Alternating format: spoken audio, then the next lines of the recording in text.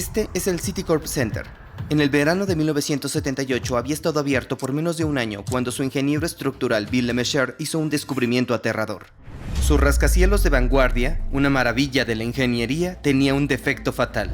Vientos de tan solo 110 kilómetros por hora podrían hacer que colapsara en medio de Manhattan, potencialmente matando a miles. Más de 200,000 personas vivían y trabajaban en la zona circundante, y la temporada de huracanes estaba a solo semanas de empezar.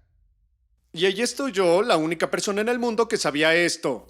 Pensé, esto es un problema serio. LeMessurier se enfrentaba a una decisión dura. Podía quedarse callado y esperar lo mejor, o podía intentar solucionarlo y arriesgarse a la ruina profesional y al pánico masivo. Pero el Citicorp Center tenía un 100% de probabilidad de colapsar totalmente antes de que terminara el siglo. ¿Cómo podría salvar a Nueva York de un desastre casi inevitable? ¿Y cómo permitieron esto desde un inicio?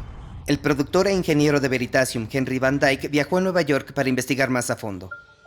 En la década de los 60, el gigante financiero Citicorp estaba tratando de construir una nueva sede en Manhattan, en la misma calle de su sede original. Toda una manzana de la ciudad estaba a la venta. Bueno, todo con excepción de la iglesia de San Pedro. Así que Citicorp se acercó al pastor Ralph Peterson y le preguntó, ¿qué necesitamos hacer para que se vayan? Y él le respondió, no nos vamos. La iglesia tiene que formar parte de cualquier cosa que construya Citicorp. Lo que el pastor quería era que la iglesia tuviera su propia identidad. Al final acordaron dos cosas. Una era reemplazar esta antigua iglesia gótica en ruinas con una nueva, que se ve aquí enfrente. Y la segunda cosa era que la iglesia tenía que estar físicamente separada de la nueva torre. En otras palabras, tiene que ser completamente independiente. Y de nuevo, lo más importante, 2/3 del espacio por encima de la iglesia tenían que estar libres y despejados, tenían que estar abiertos. Citicorp contrató al arquitecto Hugh Stubbins para diseñar la torre y la iglesia, y a Bill LeMessurier como el ingeniero estructural. Stubbins explicó las limitaciones que enfrentaban. La iglesia tenía que estar exactamente en el mismo lugar y necesitaban construir la torre alrededor de ella. Si querían maximizar la superficie, tendrían que recortar una esquina de la torre para la iglesia. LeMessurier estuvo de acuerdo en que eso podría funcionar, pero ¿por qué no recortar 2, 3 o incluso las 4 esquinas? Básicamente, construir el rascacielos sobre pilotes. Probablemente sea la primera vez en la historia en que un ingeniero le dice a un arquitecto hay que hacer nuestro trabajo más difícil. Los pilates tendrían dos propósitos principales. Primero, necesitarían soportar al menos la mitad de la carga de gravedad del edificio. El resto lo sostendría una columna central más grande. Segundo, tendrían que soportar la carga causada por vientos fuertes. Pero, a diferencia de una estructura común, los pilotes no estarían en las esquinas, sino en el centro de cada lado. Imagina una silla y en lugar de tener las patas o los soportes en cada esquina de la silla, están en el centro de cada lado. Obviamente no es una situación ideal. No parece muy estable. Exactamente. Así que generó un problema de ingeniería. Mientras LeMessurier consideraba el problema, tuvo de repente un golpe de inspiración. Agarró una servilleta y esbozó una idea. Dibujó 6 capas de refuerzos diagonales en cada cara de la torre. Estos chevrones transferirían las fuerzas hacia el centro de cada cara y hacia abajo a los pilotes. Ahora hay que ver las cargas de gravedad. Pero aquí está el truco. Las cargas de gravedad descienden por la columna. Cuando llegan al refuerzo, necesitan encontrar la forma de entrar en él. ¿Ok? Entonces lo que haces es quitar esta columna de ahí. No hay manera de que la carga pueda saltar e irse a esa columna. Y ahora baja por los refuerzos, llegan hasta aquí abajo y continúan descendiendo. Si quitas esa columna no tiene a dónde ir excepto hacia el refuerzo. Al eliminar las columnas de arriba y de en medio de cada chevrón, cada nivel funcionaba como una unidad. Solo estaban conectados a los refuerzos y a la columna central. Entonces cada 8 pisos, la mitad de la carga de gravedad se forzaría a través de los chevrones hacia las columnas del medio, descendiendo hasta los pilotes. ¿Puedes decirme qué tan novedosa era esta idea? Sí, bueno, este sistema en particular era completamente único, dada la ubicación de las columnas y por las condiciones del edificio. Satisfecho de que los chevrones transferirían la carga de gravedad, LeMessurier dirigió su atención al segundo problema, el viento. Cuando el viento pega por el lado izquierdo de un edificio normal con columnas en las esquinas, todo el marco se deforma así. Para reducir esta deformación, podríamos reforzar estas uniones, pero hay una mejor forma. ya que las vigas y columnas son mucho más fuertes en compresión o tensión que con cargas de flexión. Así que si añadimos refuerzos diagonales, pueden soportar esta carga horizontal. Las vigas actúan como resortes, y cuando se comprimen, presionan las uniones. Cuando se expanden, tiran hacia adentro. Con refuerzos como estos, la carga del viento comprime esta diagonal y expande esta otra. La columna izquierda ejerce tensión hacia abajo y la columna derecha empuja hacia arriba en compresión. En el punto de unión, ambos refuerzos empujan la viga inferior hacia la derecha. Esto expande el lado izquierdo y comprime el derecho. Pero este piso es la parte superior del siguiente chevrón, así que esta sección inferior está soportando la fuerza de la capa superior y la carga normal del viento lateral. Y esto continúa en cada chevrón, por lo que la carga del viento se acumula a medida que se desciende por el edificio. Pero el Citicorp no puede tener columnas como esta en las esquinas, por la carga de gravedad, así que con el viento todo este triángulo tiende a rotar así. Y para evitar que eso suceda, este chevrón se tensa hacia abajo, y el chevrón opuesto empuja hacia arriba en compresión. Las vigas superiores e inferiores se ven nuevamente forzadas a entrar en compresión y tensión. La carga del viento termina envolviendo todo el edificio. Cada chevrón trabaja para transferir la carga del viento a la sección inferior. Cuando pensamos en rascacielos, ¿qué tan importante es el viento? Si construyéramos un rascacielos aquí, con todos estos elementos distintos, al empujar con tu teléfono obtienes cierta cantidad de fuerza. Pero luego empujas mi teléfono con una cierta cantidad de fuerza, pero tu teléfono también está empujando el mío. Y eso es la cortante en el edificio, lo que llamamos cortante. Aumenta a medida que bajas por el edificio. En el 20º o en el 10º piso vas a tener una fuerza menor que en el 60º, pero la fuerza total del 10º piso está soportando todo lo que hay encima. Así que es mucho más grande que la del piso 60. Estos chevrones eran fundamentales para el diseño del Le Mesurier, pero los refuerzos eran enormes, de casi 40 metros de punta a punta. Incluso si se pudiera fabricar una viga de acero de tal longitud, no habría manera de transportarla por Manhattan. Así que, entonces se enviaron en piezas para soldarlas in situ. El sistema de chevrones de refuerzo resolvió los problemas de carga de viento y gravedad, pero también creó un problema diferente. Gracias al sistema de chevrones de refuerzo, pudieron ahorrar mucho dinero y peso. Era una construcción más ligera que la mayoría de los otros edificios en Nueva York. Pesaba 107 kilos por metro cuadrado, lo cual es muy liviano.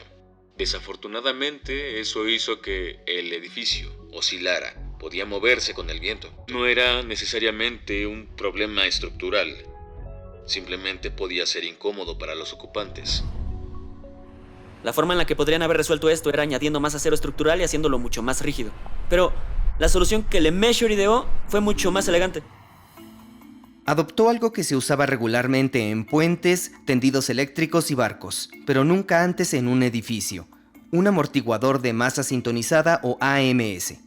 Estamos en los laboratorios Stark y no estoy con Iron Man, sino con Columbia Space Initiative, el equipo estudiantil aquí en el campus que nos ayudó a construir este increíble sistema de amortiguador de masa sintonizada. Usaremos este carrito para representar un edificio. Al tirarlo hacia atrás y soltarlo, podemos excitar su frecuencia de resonancia. Y luego colocaremos un pequeño péndulo, una varilla de aluminio y una más en la parte inferior. A medida que el edificio se balancea, transfiere parte de su energía cinética al péndulo, que comienza a oscilar. Luego, parte de su energía se disipa a través de la fricción en la bisagra. El péndulo y el edificio oscilan desfasados entre sí, así que cada vez que el edificio tira del péndulo en una dirección diferente, se pierde más energía, amortiguando significativamente el balanceo de la torre. Pero este sistema necesita ser ajustado cuidadosamente para que tenga la misma frecuencia que el edificio y la cantidad adecuada de fricción. Primero, la masa debe ser al menos del 1 al 5% del peso del edificio para ser efectiva, y sintonizamos la frecuencia del AMS modificando la longitud del péndulo. Supongo que los ingenieros hacen cálculos para esto, pero nosotros lo hacemos a ojo. En segundo lugar, al aflojar o apretar el perno, podemos ajustar la cantidad de amortiguación.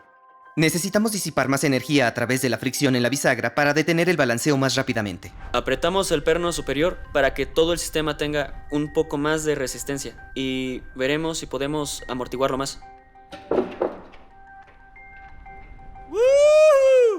Sí, estuvo genial. Eso fue muy rápido. Sí, lo fue. Es genial cuando un experimento funciona. No siempre sucede. Existen muchos tipos diferentes de AMS, como péndulos, columnas de líquido y una gran masa sobre resortes.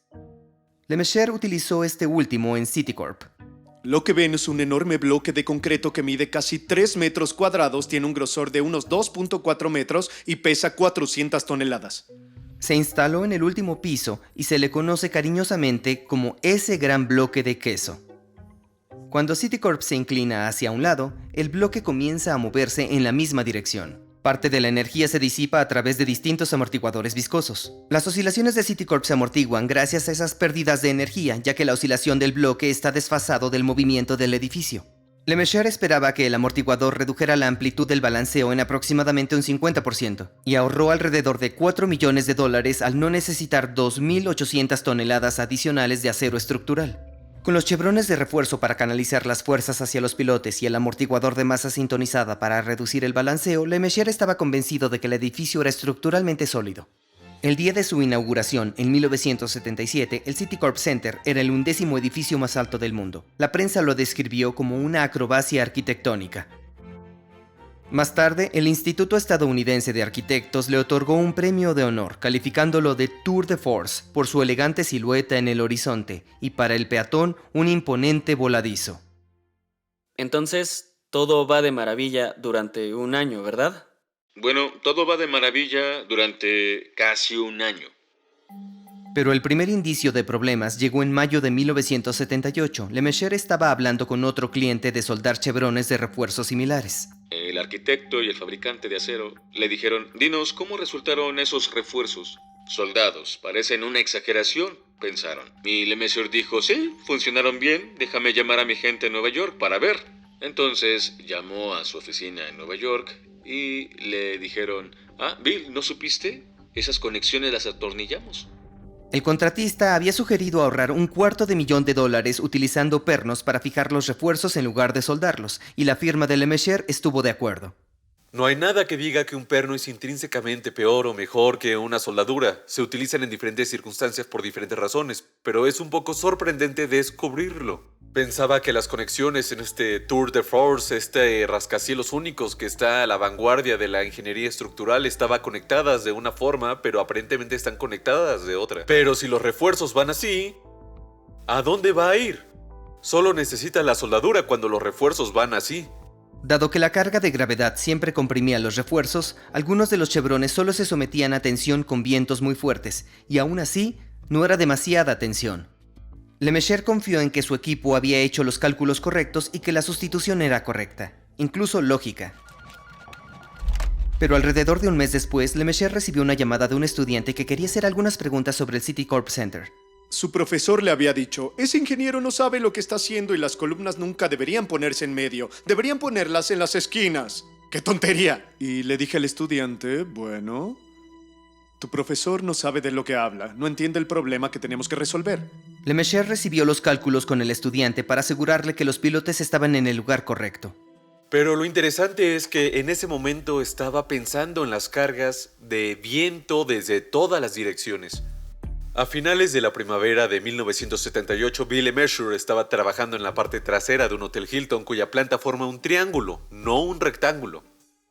Y si tienes un triángulo, ¿cuál es tu dirección ortogonal? Solo te queda rendirte y decir: vamos a analizarlo desde todas las direcciones. Eso estaba pasando cuando Bill recibió esa llamada. Luego lo llamé yo y le comenté que había algunas cosas peculiares en este edificio. El peor caso de carga no era el diagonal, sino ese viento ordinario que todos piensan, el que pega directamente en el edificio. Era el caso crítico. Dijo: ¿saben qué? Me ha estado llamando toda esta gente. Me voy a sentar a explicarles esto. Decidió volver a revisar qué le sucedía al edificio si el viento golpeaba una esquina del edificio y no directamente en un costado. Estos son vientos oblicuos. Descompuso el viento en sus componentes perpendiculares. El lado oeste y el lado norte reciben el impacto de la fuerza dividida entre la raíz cuadrada de 2. Calculó las fuerzas para cada lado, como lo hicimos antes, y sumó el resultado. Pero entonces notó algo extraño. Ahora observamos las diagonales. La tensión en la mitad de ellas desaparece y en la otra mitad se duplica. Como la fuerza en cada lado era F sobre la raíz cuadrada de 2, estas vigas reciben el doble. En comparación con los cálculos de Lemessurier para la carga de viento perpendicular, las fuerzas aquí eran un 40% más altas. Así que un punto 4 no es suficiente para causar estragos, ¿ok? Puede que lo haga, pero puede que no. De acuerdo. Entonces la pregunta es, ¿qué sucede? Este aumento de fuerzas no habría importado en el diseño original, ya que los chevrones estaban fuertemente soldados. Pero ese ya no era el caso. Lemesher recordó esa llamada telefónica. Las soldaduras que mantenían unidas los chevrones se reemplazaron por pernos. ¿Cómo calculó su equipo el número de pernos por unión? ¿Consideraron los vientos oblicuos? Hubiera sido un milagro si hubieran pensado en eso, en considerar el viento diagonal. Simplemente no era algo que fuera inherente a nadie. Así que me preocupé un poco, no entré en pánico de inmediato, pero decidí ir a mi oficina en Nueva York. Lemesher solicitó los planos del edificio y examinó detenidamente todas las conexiones. Revisó cómo su empresa había calculado el número de pernos. No había duda de que habían considerado el viento frontal, no el viento diagonal. Aunque la velocidad del viento es mayor en lo más alto de la torre, el cortante del viento se acumula hacia abajo. Veamos este refuerzo aproximadamente a la mitad de la torre, donde la carga de viento perpendicular es de 454 toneladas. Como se saltan columnas, todos estos refuerzos soportan la misma carga de gravedad, solo 340 toneladas de los 8 pisos superiores. La carga gravitacional se acumula en la columna central, no en los refuerzos, lo que significa que hay 114 toneladas de tensión en este refuerzo. Si cada perno puede soportar alrededor de 28 toneladas, eso requeriría 4 pernos. Los cálculos originales decían que 4 pernos eran suficientes, así que eso fue lo que usaron. Pero al añadir vientos oblicuos, los cálculos de Lemesher mostraron que había algunos refuerzos que necesitaban muchos más pernos. En esta parte específica del edificio, que puedo mostrarles en mis cálculos, está justo aquí, y Bill Lemesher habló del 30º piso. Siempre me pregunté, ¿por qué el 30º piso? El aumento del 40% debido a los vientos oblicuos significa que este refuerzo tiene una carga de viento de 635 toneladas. La tensión en el refuerzo ahora es de 295 toneladas, más del doble del cálculo original. Así que estos refuerzos realmente necesitan unos 10 pernos, no 4. Pero luego resultó que habían hecho algo más. La empresa de Lemesher consideró que los refuerzos eran elementos estructurales menores, no utilizaron el factor de seguridad adecuado para calcular el número de pernos. Deberían haber sobreestimado la tensión en el refuerzo subestimando la carga de gravedad. Con solo el 75% de la carga de gravedad, la tensión en la viga ahora es de 380 toneladas. En realidad necesitaban 14 pernos, pero solo usaron 4. Creo que esto está en serios problemas. Imagina lo que Bill Lemesher pensó en ese momento. Seguro vio ese número y dijo, ay Dios mío, esto es serio, esto es muy serio. Lemesher comenzó a entrar en pánico. No quería apresurarse a sacar conclusiones, así que voló a Canadá para verificar sus cálculos con Alan Davenport en el túnel de viento de capa límite. Después de realizar más pruebas, descubrieron que era aún peor de lo que Lemesher pensaba. El aumento estimado del 40% de estrés era técnicamente correcto, pero Lemesher hizo sus cálculos asumiendo que el edificio no se movía. Esto se conoce como condiciones estáticas. Pero el túnel de viento le proporcionó a Lemesher un análisis dinámico de cómo cambian las fuerzas cuando el edificio se mueve. Para horror de Lemesher, el análisis del túnel de viento reveló que las tensiones podrían aumentar hasta un 60% más de lo que se había anticipado originalmente. Lemesher se recluyó en Maine y revisó nuevamente los datos del túnel de viento junta por junta en cada piso. Las juntas más débiles estaban en el 30º piso del edificio. Si fallaban, todo el edificio colapsaría. Pero ¿cuáles eran las probabilidades de que una tormenta lo suficientemente fuerte como para derribar el edificio pasara por Nueva York? Lemesher revisó los informes meteorológicos históricos. En promedio, una tormenta lo suficientemente fuerte como para derribar el edificio ocurría cada 67 años, pero solo si el amortiguador de masa sintonizada funcionaba. Si una tormenta cortaba la electricidad, entonces incluso vientos de 110 km por hora, soplando durante solo 5 minutos, podrían colapsar el edificio. En un año cualquiera, la probabilidad de que ocurriera una tormenta de ese tamaño era de 1 en 16. Solo un año antes de terminarse el Citicorp, ráfagas de viento de 110 km por hora rugieron a través de la ciudad de Nueva York cuando pasó el huracán Bell. ¿Qué crees que habrá sentido Lemesher en ese momento al realizar estos cálculos? Debe de haber sido devastador. O sea, debe de haber sido... No me imagino el miedo. No me imagino lo que sintió. Es decir, debe haber sido realmente un momento que nunca pensó que viviría. Me tocaba vivir esa tormenta.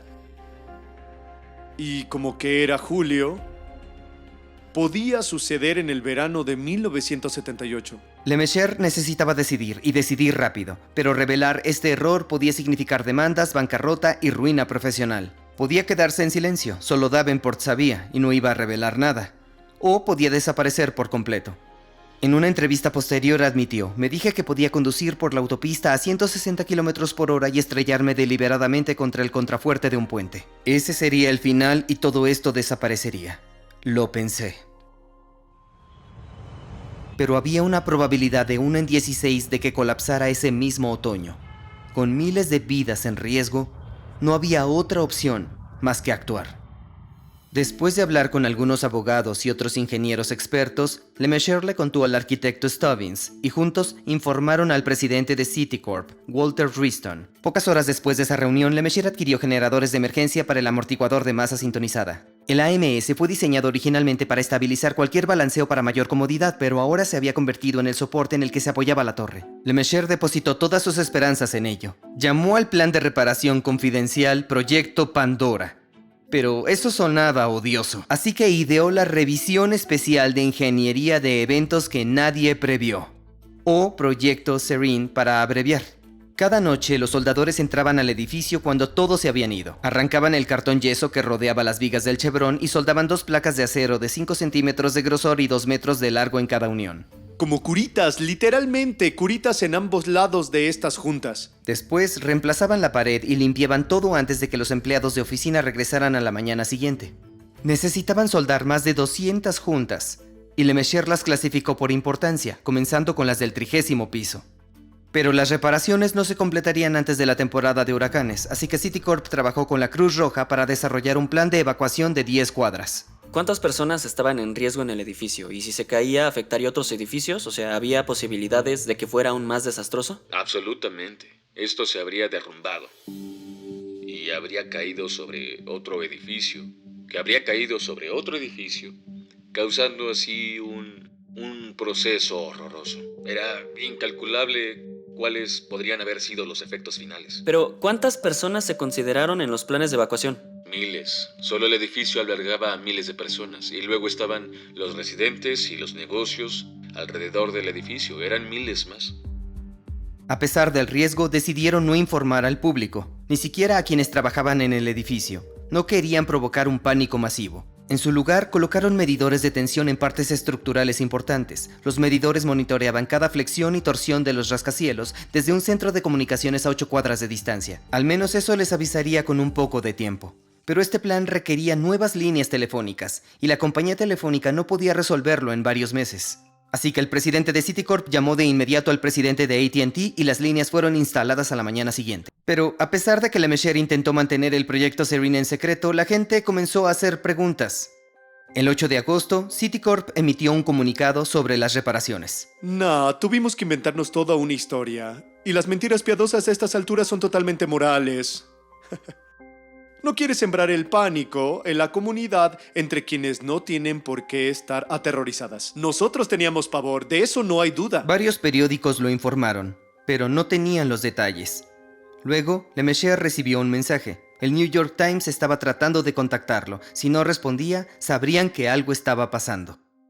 Así que decidí prepararme un martini y a las 6:01 marqué al número del New York Times.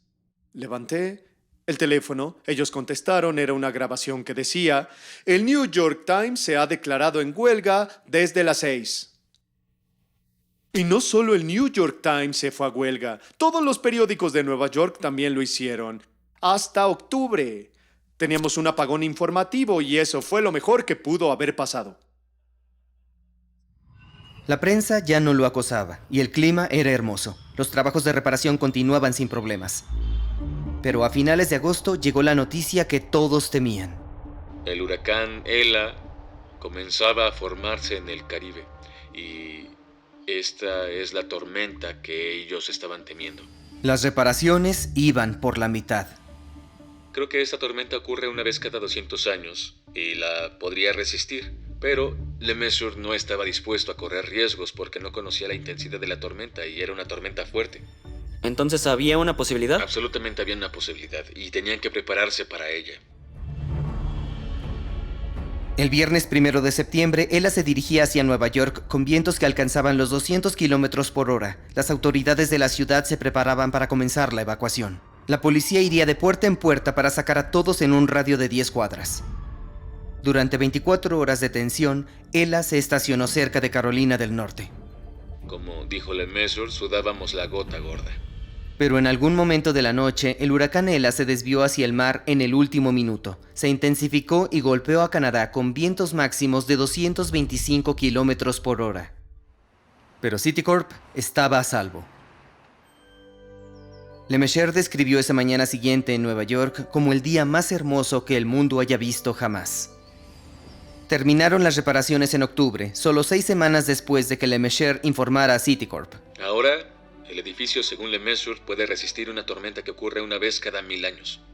Las reparaciones costaron entre 4 y 5 millones de dólares, pero LeMessurier argumentó que Citicorp había aprobado un diseño previo del edificio que costaba entre 5 y 6 millones más, así que de todos modos estaban dispuestos a gastar esa cantidad en el rascacielos. Y durante casi 2 décadas, el secreto estuvo resguardado por un círculo interno muy pequeño. Pero en 1995, el New Yorker finalmente sacó a la luz el proyecto Serene. Lejos de desacreditarlo, elogiaron a LeMessurier por reconocer su error y solucionar el problema lo antes posible. Después del artículo, Nueva York actualizó el código de construcción para requerir cálculos de vientos oblicuos. Y desde ese primer amortiguador en Citicorp, los AMS se han extendido por todo el mundo, permitiendo a los arquitectos construir rascacielos más altos y delgados. Es el primer edificio alto en el mundo construido con ayuda mecánica para poder hacer que la estructura funcione. ¡Extraordinario! Por cierto, esto ya se ha copiado cientos de veces en Japón. Está en todos lados y cuando voy a Japón me tratan como un semidios porque soy el padre del amortiguador de masa sintonizada. ¿Y yo, en serio? De los 20 edificios más altos del mundo, 6 tienen un amortiguador de masa sintonizada, y estos son especialmente cruciales en regiones propensas a tifones o terremotos. Por ejemplo, el Taipei 101 tiene un enorme péndulo de 660 toneladas que estabiliza el edificio. Puede soportar vientos de hasta 200 kilómetros por hora y terremotos de magnitudes superiores a 6.8. Pero el legado de este edificio aún está envuelto en controversia. Primero, ¿quién fue el misterioso estudiante que inició todo? Creo que fue en la primavera de 1978. Había una estudiante en Princeton, una estudiante universitaria llamada Diane Hartley, que estaba estudiando ingeniería estructural. Le tocaba decidir su tesis de titulación y decidió que hacer un estudio sobre la nueva torre Citicorp sería algo maravilloso. Es una tesis notable, contiene muchos de los cálculos originales que realizaron los ingenieros. Estaba revisando en la documentación en donde consideraron los vientos oblicuos y no lo encuentra. Debo estar equivocada, dice. Solo soy una estudiante universitaria y ustedes son ingenieros estructurales galardonados. El ingeniero le explica a Diane Hartley que los vientos oblicuos no son un factor en este edificio. Así que ella queda satisfecha, se gradúa, eso es todo, no vuelve a pensar en ello. Pero un año después del artículo en el New Yorker, la BBC lanzó un documental sobre la crisis. Y ella estaba cargando a su bebé. Encendió la televisión y, para su sorpresa, escuchó que hablaban de una conversación con un estudiante de ingeniería de Nueva Jersey que se había comunicado con LeMessurier y dijo: casi se me cae el bebé. Y ella durante muchos años asumió que no era ella, porque no habló con LeMessurier. Pero luego, en 2003, su asesor de tesis le dijo a Diane que había revisado todos los demás programas de ingeniería y arquitectura de Nueva Jersey, y nadie más había trabajado en un proyecto sobre Citicorp en 1978. Ella fue la única. Ella nunca habló personalmente con LeMessurier, nunca afirmó haber hablado personalmente con LeMessurier. La suposición es que, o bien LeMessurier se había equivocado y fue Diane Hartley quien hizo la llamada, que era una mujer, o más probablemente que a LeMessurier lo alertaron sus ingenieros de Nueva York.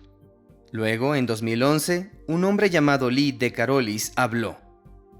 Y la llamada telefónica la hizo un estudiante del Instituto Tecnológico de Nueva Jersey. Su nombre es Lee de Carolis. No está pidiendo dinero, no está buscando fama o gloria, solo está diciendo: esto es interesante, yo soy el que hizo esta llamada. Y dijo: sí, tuve una conversación con Bill LeMessurier y coincidió bastante con lo que el propio LeMessurier dijo. Por desgracia, Lemesher falleció en 2007, antes de poder confirmar la identidad del estudiante. Aunque suene increíble 40 años después, sé que todavía hay muchos sentimientos sobre el tema. La gente no tiene ganas de hablar de esto, especialmente quienes estuvieron involucrados, incluso personas que no estuvieron involucradas, pero que tuvieron alguna relación tangencial con esto. Contactamos a los socios de Lemesher y se negaron a responder nuestra solicitud. Uno pensaría que ellos, por el bien de su empresa, se alzaron e hicieron lo correcto, pero no creo que quieran estar asociados con errores. La descripción de su proyecto para Citicorp ni siquiera menciona las reparaciones. En 2001, Boston Properties adquirió el edificio y lo renombraron como Lexington 601. Ellos tampoco respondieron a nuestra solicitud de comentarios y no nos permitieron filmar dentro del edificio.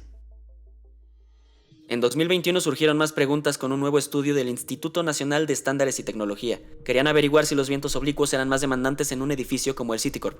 Aunque concluyeron que la presión de los vientos perpendiculares era mayor, su análisis no incluyó ninguna estructura interna específica del Citicorp. En cuanto a Lemesher, el área de ingeniería aún considera sus acciones como excepcionales, y el caso de Citicorp se enseña a todo el mundo como un ejemplo de ética en ingeniería. De hecho, cuando yo estudié ética de la ingeniería, aprendí sobre el edificio Citicorp. Todo ingeniero estructural experimenta esto cuando realmente sientes el peso de la responsabilidad. Estás diciendo, según mis cálculos, ese edificio va a mantenerse en pie. A nadie más le preocupa. Y si piensas en la presión emocional que debe de haber tenido Bill Lemesher y luego tener que regresar y hacer algo al respecto, movilizarse y aguantar eso durante todo el proceso, es realmente una historia increíble. Deben pensarlo así. No puedo imaginarlo. No puedo imaginarlo. Dije, mira, si obtuviste una licencia del Estado y una certificación de una universidad y ahora vas a usar esa licencia para presentarte como un profesional, tienes una responsabilidad que va más allá de ti. Si ves algo que representa un riesgo social, por el amor de Dios, eso podría matar a miles. Debes hacer algo. Debes hacer algo.